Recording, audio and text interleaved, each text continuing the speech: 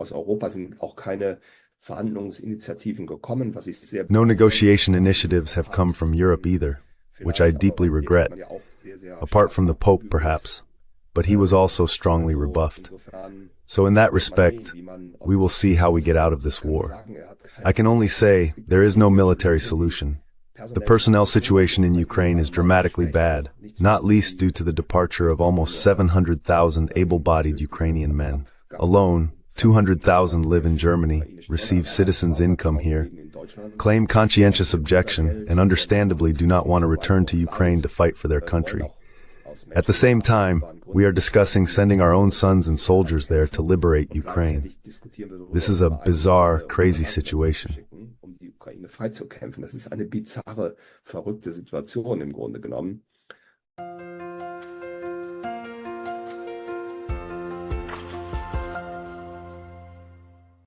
Hallo zusammen. Hier bin ich wieder mal in deutscher Sprache. Hello everyone. Here I am once again speaking in German, because today I am discussing with Dr. Erich Vad, a former German brigadier general with extensive experience in security policy.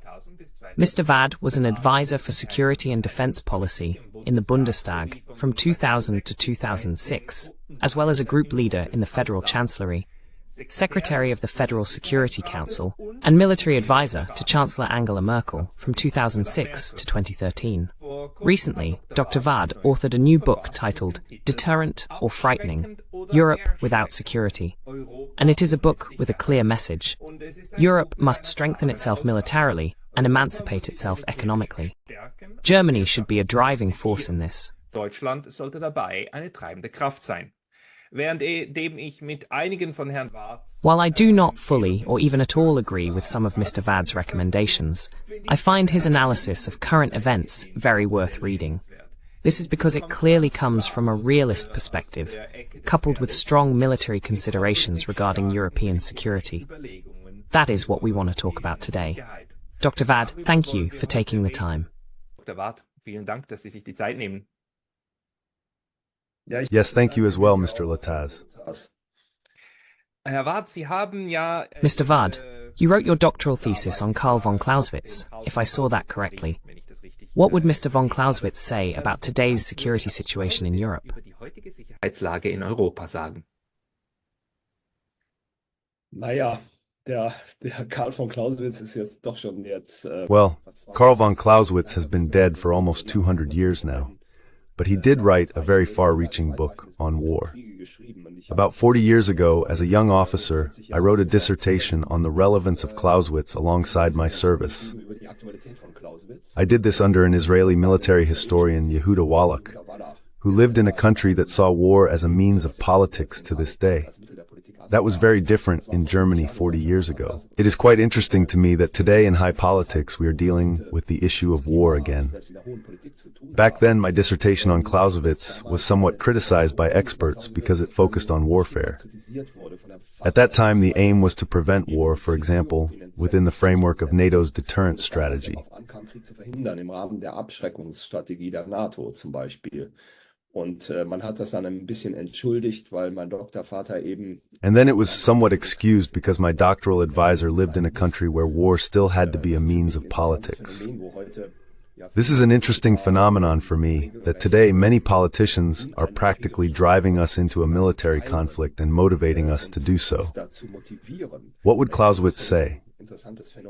I believe, with regard to the Ukraine war, that it is certainly very important to clearly define one's political goals before going to war. One must have a strategic concept to achieve these goals, and these political goals must be realistic. Above all, one must already consider the peace after the war in the deliberations. None of this is the case with our military support for Ukraine. Clausewitz would certainly criticize this, and as his student, I naturally criticize it as well. Das würde Clausewitz mit Sicherheit kritisieren und ich kritisiere es als sein Schüler natürlich auch. Damit sind wir eigentlich beim Kern Ihres Buches angelangt. This brings us to the core of your book. I believe it bothers you a lot that at the moment, people in Germany and also in Europe do not recognize the political direction we are heading in, and that this affects the security situation of the continent.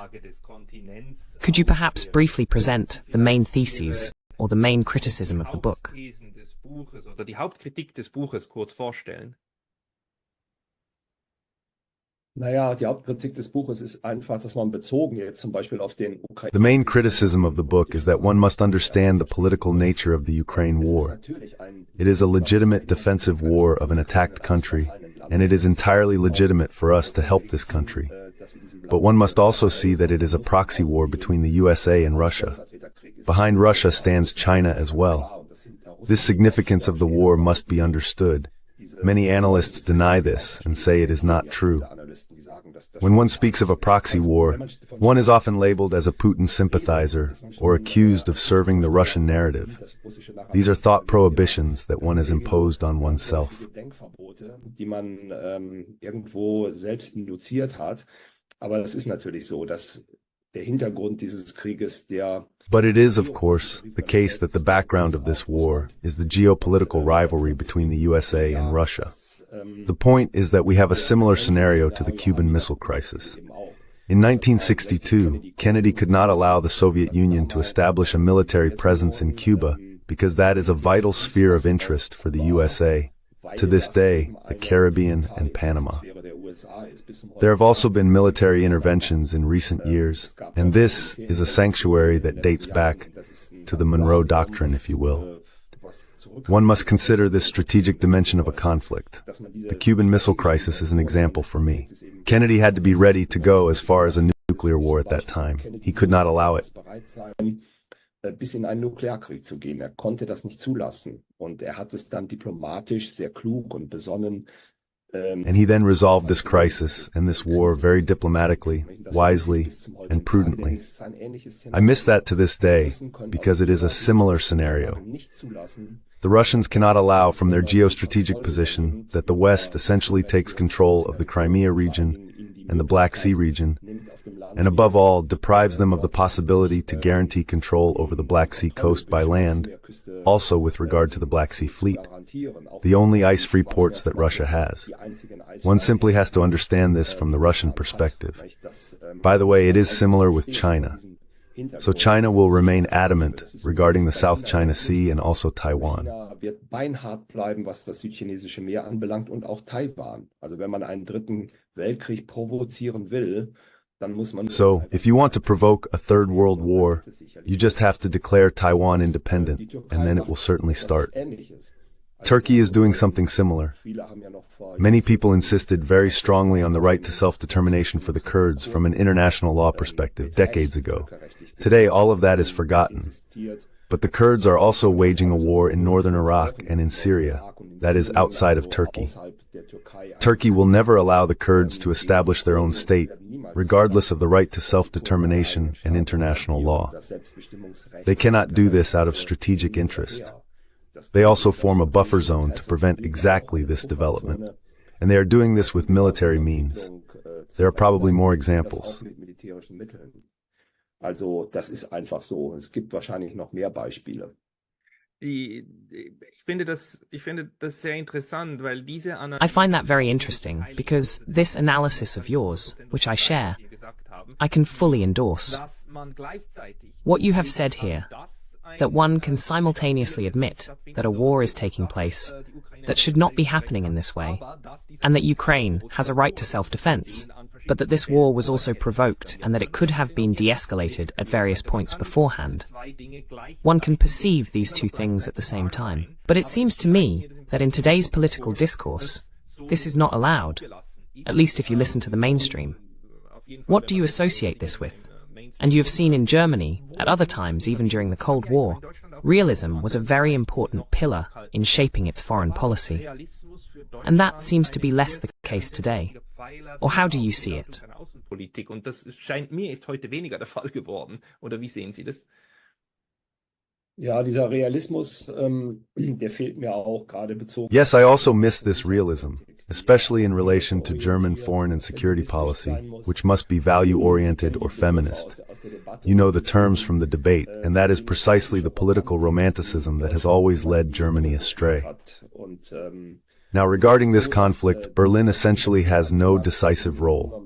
The decisions are made in Washington, in Moscow, perhaps in Beijing, but not in Brussels and not in Berlin. One simply has to see that. aber nicht in Brüssel und nicht in Berlin. Das muss man einfach sehen. Insofern ist das, was die deutsche Außenpolitik macht. In this respect, what German foreign policy is doing is actually just a rhetorical accompaniment to what is being done. They are not the shapers of the conflict, and they are the biggest supporters of Ukraine. It is also appropriate that we face this support. But the excessiveness that sometimes becomes visible when people say we must destroy, defeat, and beat the Russians, recapture Donbass or Crimea, and fight to the last. And then also in Germany, this belief in miracle weapons. As a historian, I really have to smile sometimes if it weren't so sad, because we've seen all this before. Muss ich manchmal lächeln, wenn es nicht so traurig wäre, weil wir das ja alles schon mal hatten. Und auch dieser unbedingte Glaube an den Sieg, in dem Fall der And this unconditional belief in victory, in this case for Ukraine, which I also naturally wish for, is so far removed from military reality that it is not foreseeable at all. Nevertheless, there are commentators who claim exactly that almost every other day. They say Ukraine just needs enough weapons, then it will decisively defeat the Russians.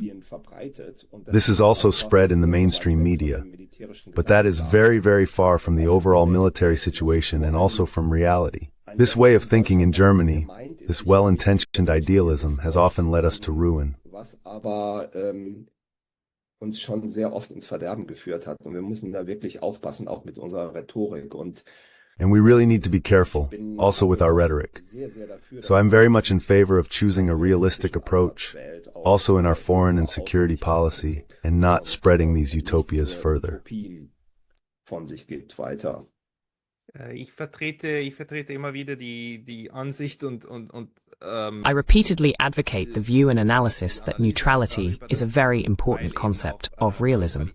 Neutrality for Ukraine would have been, I believe, simply the ultimate solution. Do you agree with me on this or not? Sind Sie da mit mir einverstanden oder nicht? Ja, ich glaube, es war das Konzept in der Vergangenheit, das richtig war, das zielführend war. Yes, I believe it was the concept in the past that was correct and purposeful because it also took into account Russia's security interests. This path was abandoned in 2014, as you know. This also led to the annexation of Crimea. Ultimately, this was a reaction to the fact that, from the Russian perspective, it was unacceptable for Ukraine to begin striving for NATO membership. I was present at the NATO summit in Bucharest in 2008 when this NATO membership was rejected by Germany and France. The mistake, in my view, was that this perspective was left open. For the Russians, as the then American ambassador in Moscow, Burns said, it was a dark red line, and it remains so to this day. Linie einfach, und die ist es bis zum heutigen Tage. Es kann aber sein, dass It may be that now, as time has passed and there have been many developments in the meantime, the situation needs to be assessed differently. Former Chancellor Angela Merkel tried to save what could be saved in these Minsk agreements, and that ultimately failed. Today, we have a new situation. With regard to Donald Trump and his mentality, I can certainly imagine that if he becomes president, he would simply call his friend Vladimir and say, let's end this, we'll just divide it up. Then I wouldn't rule out the possibility that, under certain conditions, Western Ukraine could eventually join NATO. So that's a bit of future speculation. Also, das ist ein bisschen Zukunftsmusik. Möglicherweise steuern wir auch auf eine Korea. We might also be heading towards a Korea solution, and the whole thing will be kept open. It worked very well in Korea with this demarcation line. We just have to wait and see. I'm not a clairvoyant. I only see that there is no military solution to this war. I've been saying that for months, and I feel sorry for the hundreds of thousands of soldiers who are dying and don't have the opportunity, like almost 700,000 able-bodied Ukrainians, to flee abroad. That's basically what concerns me also as a military man and soldier. I have nothing against war in principle. I can't as an ex-general.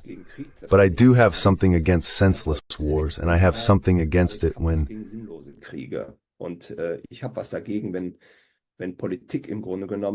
If politics fundamentally does not help to get out of wars, but rather incites and exacerbates them, it is an extremely dangerous process, especially against the backdrop of a looming nuclear war, a world war, or a European war. That has not been eliminated. Weltkrieges eines europäischen Krieges. Das ist ja nicht ausgeräumt. Das ist das, was ich nicht verstehe. Wie kommt es, dass wir in Europa... This is what I don't understand. How is it that we in Europe, and I include Switzerland in this, because the reporting in Switzerland goes in very similar directions, are largely ready to go into a European nuclear war? It is relatively clear that if a nuclear war breaks out, it will be fought on European soil at the beginning. Der zu Beginn auf europäischem Boden ausgefochten wird. Das war schon zum Kalten Krieg klar, das ist auch heute. That was clear even before the war, and it is still clear today. Before Washington and Moscow start shooting at each other, it will happen within Europe. How do you explain that the federal government does not seem to be afraid of this at the moment, or even says that one should not be afraid of such a thing? We must continue now. Vor sowas darf man keine Angst haben. Wir müssen jetzt weitermachen. Ja, das wundert mich auch, dass die Europäer selbst... Yes, it surprises me too that the Europeans themselves are pushing for a Europeanization of the conflict, detached from the USA, and even saying we must prepare now in case Trump comes and no longer has much interest in this war, so that we can continue it. That really surprises me a lot. It is somewhat self-delusion, and simply due to the fact that especially in Germany, people have not experienced or lived through a war for 80 years. It is far away. Der ist weit weg, also auch diese Kriegsrhetorik, dieser leichtfertige Umgang mit Krieg. So this war rhetoric, this careless handling of war, is very, very concerning, and simply due to the fact that most people believe it is a TV event, or at best a football game. It is far removed from oneself. It has something to do with the Air Force, but not with the other things that are typical of wars, like massacres, rapes, murder and manslaughter, blood. War means that the enemy soldier comes into my house, sets it on fire, and kills everyone inside. That is war, and that needs to be made clear. On the one hand, we now have a lot of war movies in the media again, where this is also addressed. Gibt es mittlerweile wieder sehr viele Kriegsfilme, wo das auch thematisiert wird, aber es ist keine ernsthafte Aufarbeitung dessen, was da droht, wenn wir... But there is no serious examination of what threatens if we venture into this field. It remains the high art of statecraft, especially in the nuclear age, to prevent war because, in the end, it is not militarily winnable. That is the point. And that makes the difference from the First World War. In 1914, we had enormous enthusiasm for war, not only in Berlin, but also in Paris, London, and Moscow. In Berlin, even critical and thoughtful people like Max Liebermann, Gerhard Hauptmann, and Thomas Mann, who were not warmongers, suddenly adopted a belligerent stance. They wanted this war. Die waren richtig bellizistisch unterwegs. Und die wollten diesen Krieg. Nicht? Und keiner von denen and none of them would have wished for this war back 4 years later, considering what it has become. What I also write in the book is that war is unpredictable. Clausewitz pointed out that often something entirely different comes out than what was intended, but with the side effect of millions of deaths. The difference to 1914 is that historical comparisons are always a bit flawed.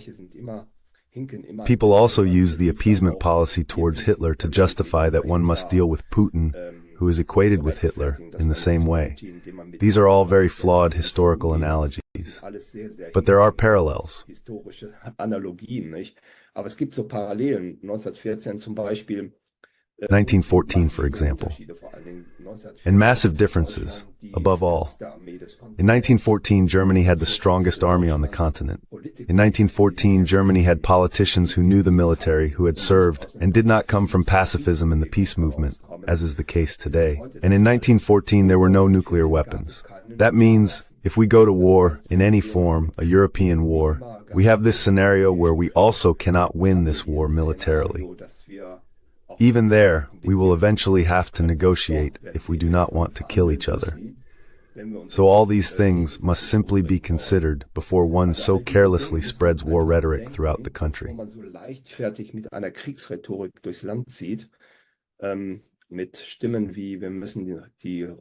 With voices like, we need to take the Russian ministries in Moscow under fire. We need to carry the war deep into the hinterland of Russia. Incidentally, this is also viewed very critically by the Americans, including this discussion about long-range weapons. It was the Americans who said that it remains limited to the Kharkiv region and to military targets in Russia that are directly combating the Kharkiv region due to the lack of spatial depth. This is very strongly conditioned and played no role in the German debate. Today, German politicians want much, much more than that.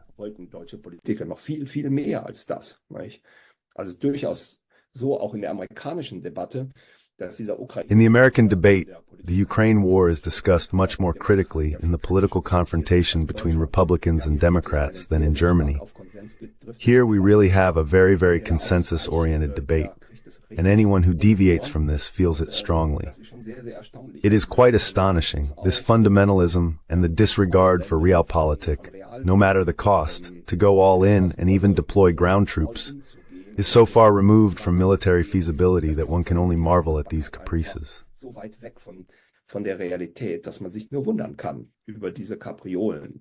Aber Sie haben ja im Kabinett in den But you have served in more than one cabinet of Chancellor Merkel, and you were there, as can be seen on your homepage, with the pictures of Mrs. Merkel. How do the decision-making processes work in the Chancellery? How is it that at some point there isn't a big "stop, we're not doing this" coming from the Chancellery? Although, to be fair, I have to say, Mr. Scholz is the one who often says we are no longer delivering weapons or no larger weapons with even greater range. Then the press writes about it for 2 or 3 weeks, about how he hesitates or dithers. The word dither keeps coming up. And then there is the green light for even more weapons in this conflict. Is that directly correlated? Or do you have the feeling that the decision advisors in the Chancellery share this media opinion one-to-one? Berater im Kanzleramt, die eigentlich diese mediale Meinung 1:1 teilen. Nein, das sehe ich nicht so. Also ich denke, dass die No, I don't see it that way. I think the Chancellor's policies and the role of the Chancellery overall were very reasonable, balanced, and prudent. Well, they gave in last year to the massive demands to deliver Leopard 2 tanks, which were supposed to be game changers in turning the tide of the war. I spoke out against it at the time, not because I have anything against Leopard tanks in principle. I think it's a great weapon system.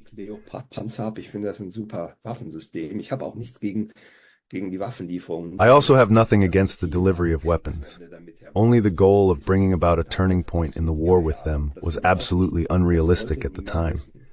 But no one wanted to know that. The media put a lot of pressure on the Chancellery until it eventually delivered 18 Leopard tanks, which no one talks about today but are missing from the Bundeswehr.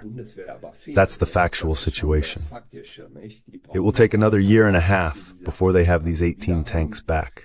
And the Bundeswehr is not exactly in a state where one can say it doesn't matter. At times, we had fewer battle tanks than Switzerland in recent years. We now have well below 300 operational battle tanks.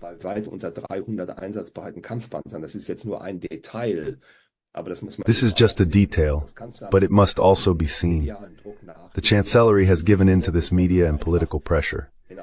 It is not easy to act as Chancellor in a coalition with 3 parties. He has to keep the Greens, the Liberals, and his own party, which is also not in a strong political state, together. And that is not easy. Given these conditions, which I know well from my years in the Federal Chancellery, he has already tried to make the best of it.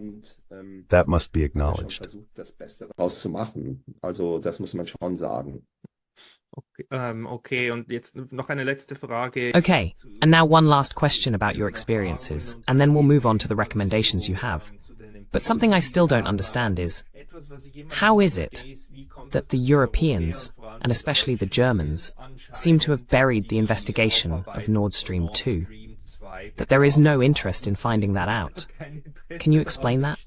Das herauszufinden. Können Sie sich das erklären? Tja, das ist eine gute Frage. Well, that's a good question. I mean, in the end, there are several theories about how this came about. These are circulating, and the Federal Prosecutor's Office has been investigating the case for months. Nothing is leaking to the media. We have decades of experience with excellent investigative journalists who have uncovered all sorts of things. Think of the Panama Papers or other scandals that they have triggered and published through meticulous research work. Akribische Recherchenarbeit, die sie auch publiziert haben. Ja, in dem Fall ist da Schweigen im Walde angesagt, nicht? In this case, there is silence in the forest. So I believe this is a field of speculation. I'm also surprised that there is not the same relentless clarification as in many other areas. But here, the national interest is probably to talk as little as possible about it. I can understand that well, but I don't want to say more about it. Ich kann das gut nachvollziehen, aber mehr möchte ich dazu auch nicht sagen. Gut, wir belassen es dabei. All right, we'll leave it at that. Now, regarding your recommendations, especially in the conclusion of your book, you give clear action recommendations on what Europe should do.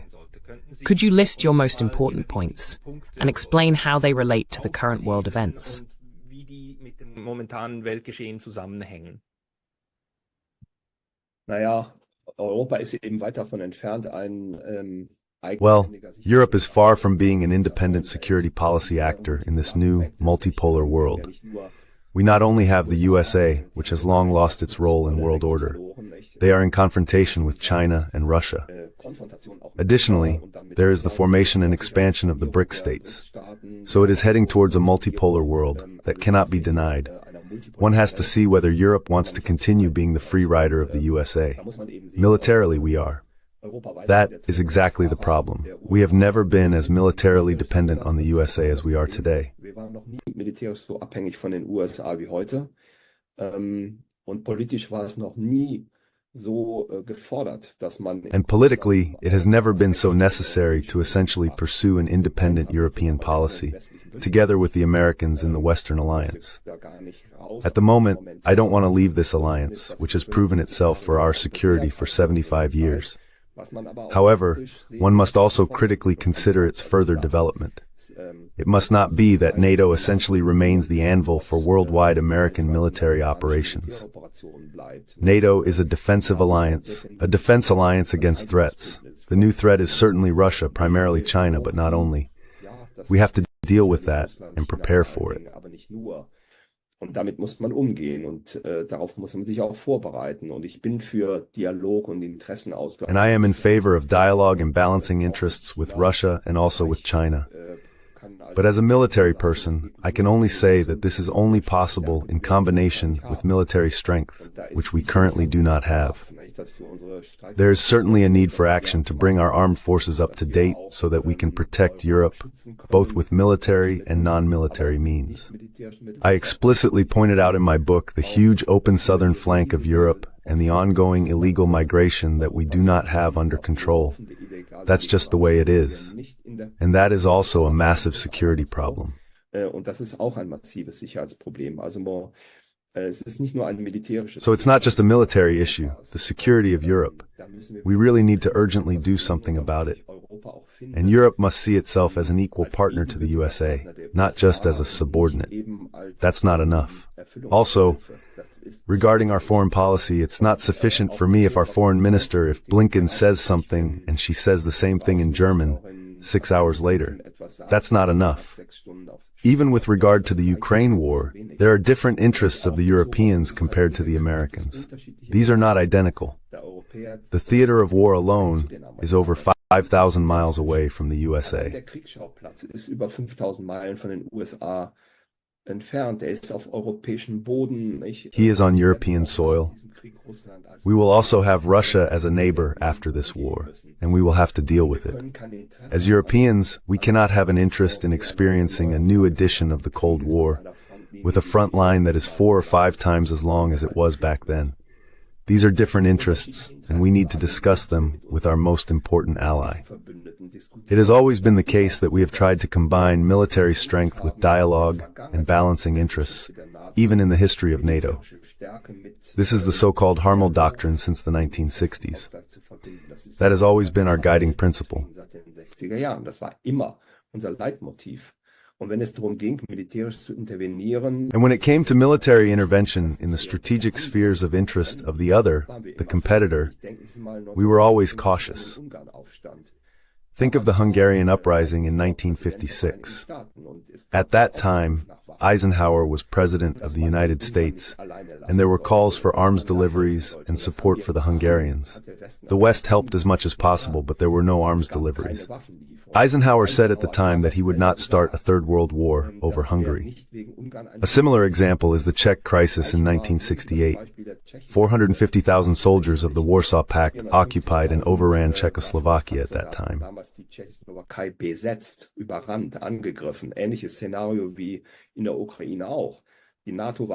A similar scenario as in Ukraine. NATO was alarmed, we mobilized, but we tried to resolve the whole situation politically because realistically one cannot want any other solution. All these things that NATO has done right in the past, we must also do right in the future. We cannot simply accept an attack like the one on February 24th, 2022. That is absolutely correct. Something must happen, and military support is also appropriate. But it must be measured and prudent. It must not be escalatory and must not directly lead to a third world war. That simply cannot happen.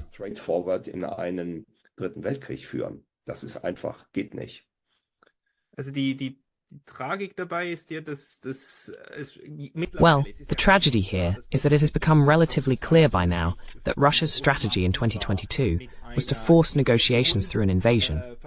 This was successful. However, the invasion force of 190,000 soldiers was too small to control the entire area they marched through. The aim was to force Kiev to negotiate. That worked, but the result never materialized. After that, the war mutated into something else, into this trench warfare that we have been seeing for 2 years now. There are many commentators who blame Boris Johnson and also the USA for this. They said, "Don't make peace with the Russians, we will give you weapons, and then you can fight it out." How do you assess this situation? Wie bewerten Sie diese Sachlage?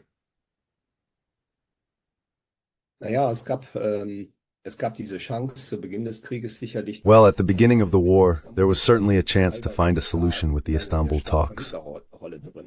Turkey played a very strong mediating role, which was and is motivated by realpolitik.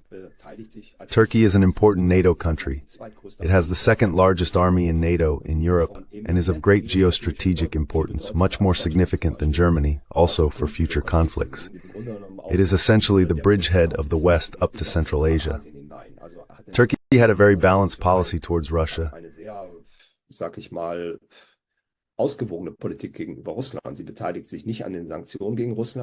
She does not participate in the sanctions against Russia. However, she also supplies weapons to Ukraine, but she also receives weapons from Russia. She also gets gas and oil from Russia. During the war, they concluded a bilateral economic agreement with the Russians. They pursue a very balanced policy and initiated this grain agreement in conjunction with the United Nations. There were permanent talks with Erdogan, Putin, and Guterres during this time, and also constant political exchange. When I hear in the German debate that one must not and cannot negotiate with Putin, I see it differently.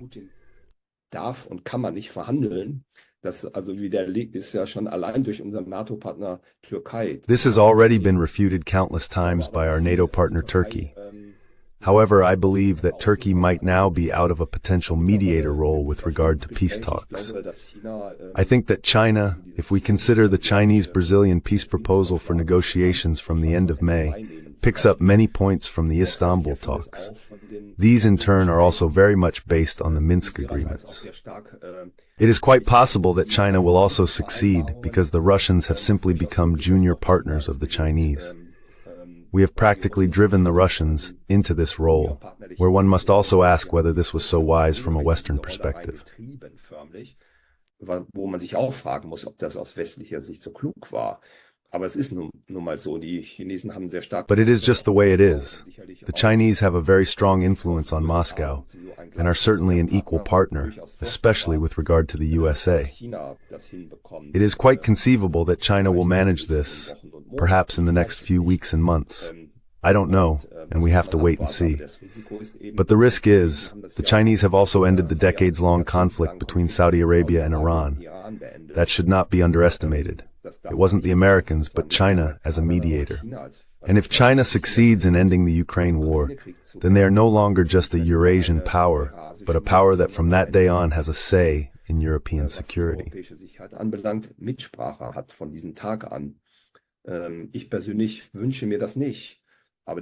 Personally, I do not wish for this, but the West is so blocked by the elections in the USA that one probably cannot expect anything before the end of the elections.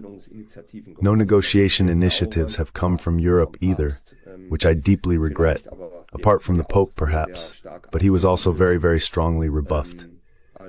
So in this respect, we will see how we come out of this war. I can only say that there is no military solution.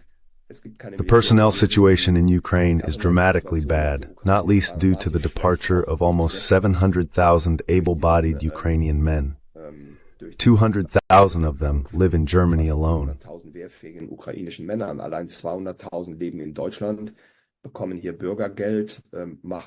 Citizens here receive citizens' income, refuse military service, do not want to return to Ukraine for understandable human reasons and fight for their country there. At the same time, we are discussing sending our own sons and soldiers there to liberate Ukraine. This is a bizarre, crazy situation, and it is actually very unreasonable. The balance of power in the Ukraine war does not allow for a military solution. I have been saying this for months. And it has been clear for months, maybe even a year and a half, that it will be difficult.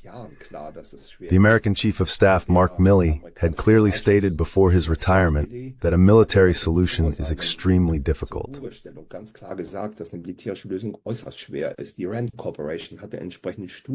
The Rand Corporation has conducted corresponding studies. The Americans have always been very cautious, and in reality, no one believes in a military solution anymore. But politically, nothing or very little is happening, at least in Europe. I also criticize this to some extent with regard to Germany, because we have the peace mandate in the preamble of our basic law. What we are doing is not constitutional, and we are not doing everything we can to end this war. But the tragic thing about the situation is that there are people who actively demand that the war should continue, with the view that one can bleed the Russians dry. So,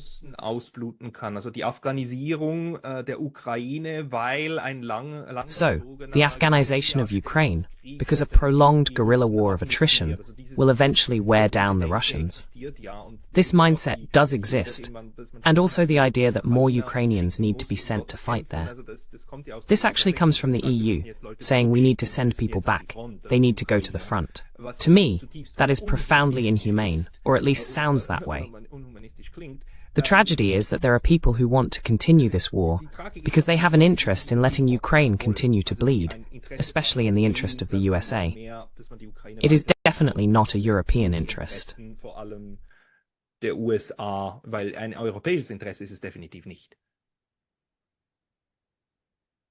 Naja, das europäische Interesse ist ein Stück weit so, dass man sagt... Well, the European interest is somewhat that if the Russians are successful there, they might target other countries. Keywords, Georgia, Moldova. The Baltic states are already fearful due to their historical experiences.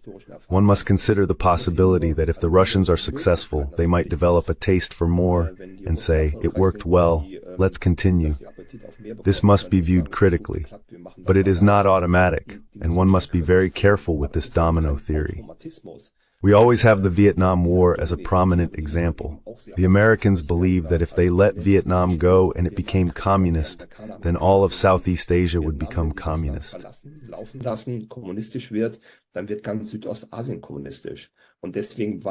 And that's why they were engaged there for years. It was a bloody war with millions of deaths and a devastated country. One must be cautious, but of course, one cannot rule out what the future holds. Was die Zukunft anbelangt. But okay, I find Vietnam interesting in that regard, because the Americans ultimately withdrew. Laos and Cambodia actually became communist. Vietnam is still communist today. And now the USA has entered into a strategic partnership with Vietnam. No one cares anymore that they are communist. That's not a problem. But my real question, or my next point, is that I still don't understand the logic of the communists. trotzdem die Logik nicht verstehe, weil ja gleichzeitig von diesen Leuten zwei... Because at the same time, these people are claiming two things. Russia must be defeated so that Ukraine can join NATO, because in NATO it will be safe. That is the whole point. So Ukraine must join NATO to be safe. And at the same time they say that if Russia wins, NATO will no longer protect the Baltic states. So the next ones will be targeted. How does that fit together? That makes no sense to me. Das macht für mich keinen Sinn.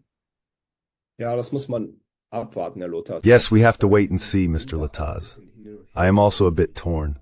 I can imagine someone like Donald Trump just doing it, admitting Western Ukraine into NATO, reaching an agreement with the Russians, and then the East becomes Russian. I can definitely see him making such deals, as he always says. Sagt durchaus zu. Und unter bestimmten Bedingungen, das müsste man natürlich regeln. Under certain conditions, which would of course need to be regulated regarding the deployment of long-range weapons, I consider this perhaps more realistic than, for example, neutrality, which is your own research focus. I believe that this train has somewhat left the station, but we simply have to wait and see where it goes now. Ja, das muss man einfach abwarten, wohin es jetzt geht. Dann reden wir Yes, let's briefly talk about NATO, if we still have the time. I would prefer to see NATO dissolved after 75 years, and you're on the side that says, no, NATO is still important. But the European, and especially the German role, should be redefined. Why do you still consider NATO to be the important backbone of European security? Why not rely on the European security and defense strategy, which also exists and could essentially form a European backbone for defense? Ein europäisches Rückgrat bilden könnte für Verteidigung. Ja, man kann es natürlich.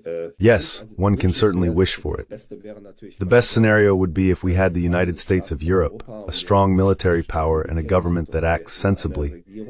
But we are far from that. In Europe, there are so many divergent interests.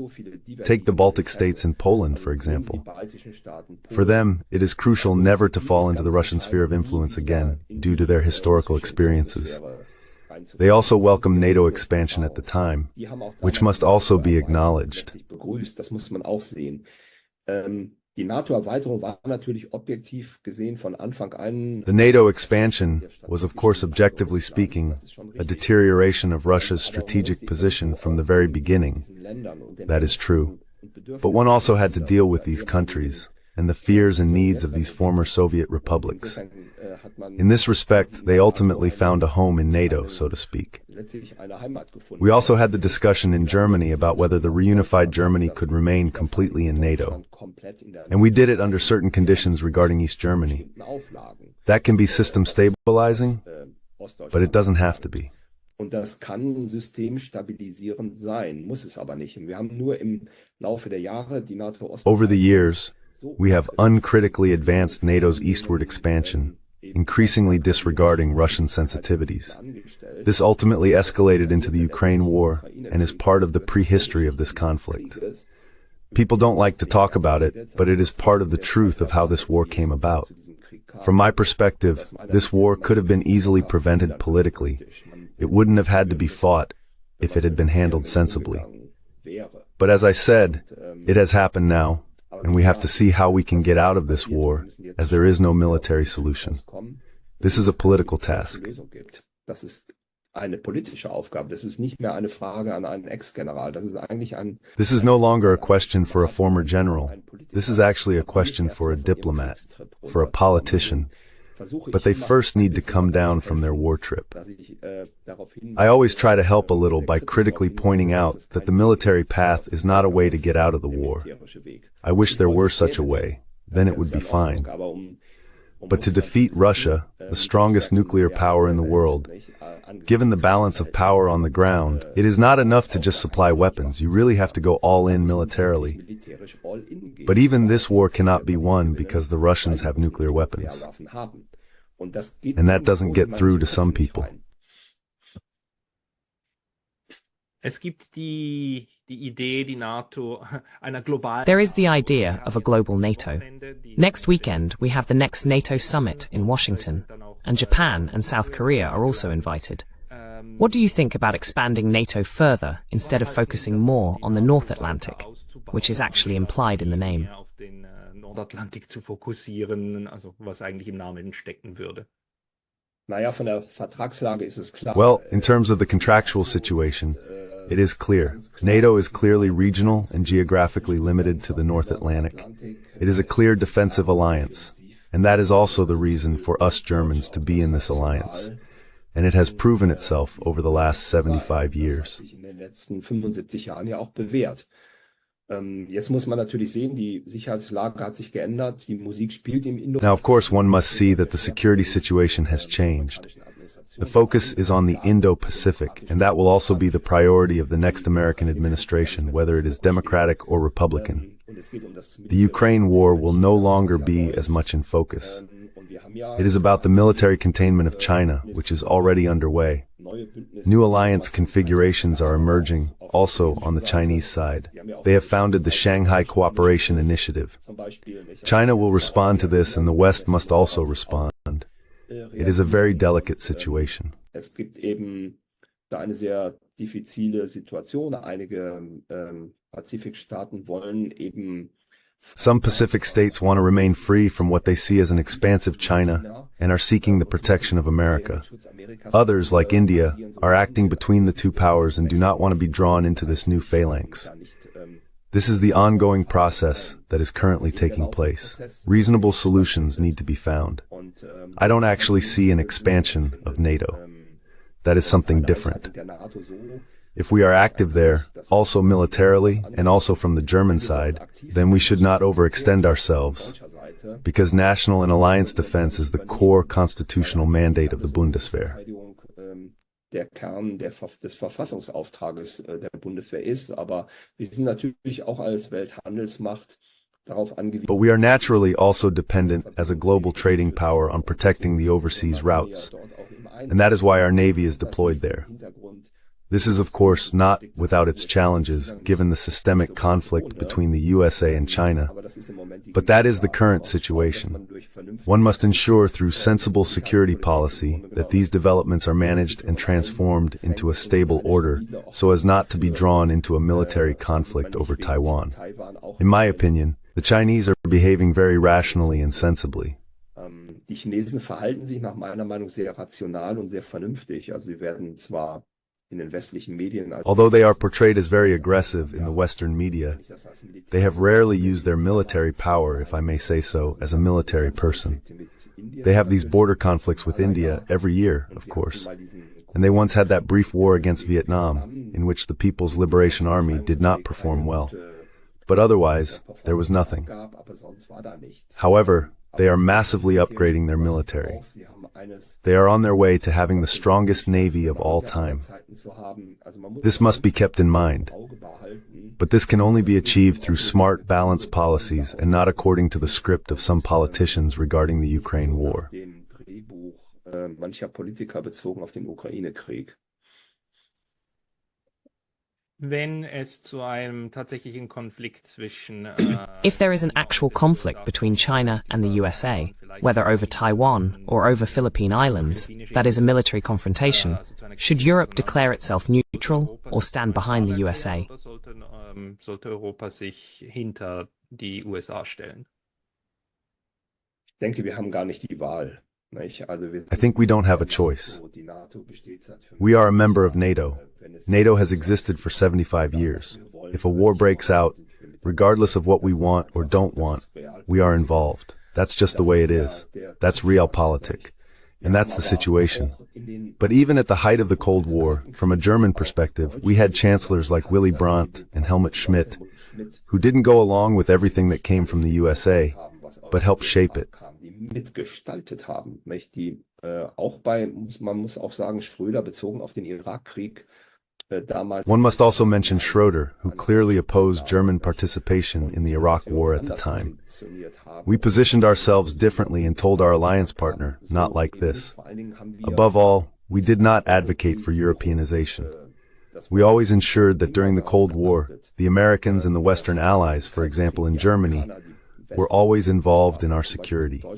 We did not want isolation. I miss that, for example, in relation to the Ukraine war. We simply say, without having the means, that we have to handle it alone in the end. Especially when someone like Trump comes along with his isolationist tendencies. Mit seinen isolationistischen Tendenzen. Das ist ein komplettes Überschätzen Europas und das ist auch keine Politik. This is a complete overestimation of Europe and not good policy for Europe. In the European elections, you can see that people no longer want this. I find it very worrying that, in relation to the Ukraine war, the political center in Germany has largely radicalized. There are no more peace efforts, no willingness to compromise, only war rhetoric. The fact that the reasonable, moderate voices are coming more from the left and right is totally crazy for someone like me, who comes from the bourgeois political center. Politische Mitte kommt und sich dort auch lokalisiert. Aber ich kann diese Radikalisierung nicht verstehen. But I cannot understand this radicalization that is happening, this irrationality, this lack of differentiation. One has to be careful. People like Helmut Schmidt once said, and I have thought a lot about this, shortly before his death, Germany must always be careful. We are always very, very vulnerable. We are highly at risk, and we must ensure that we always pursue a wise, balanced policy. We are not doing that at all with regard to Ukraine and Russia.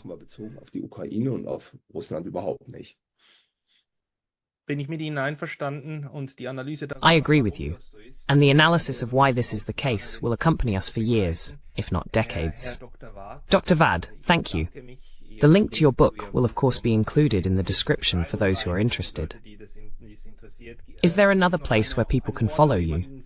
Do you write continuously on Twitter or somewhere else? Auf Twitter oder irgendwo kontinuierlich?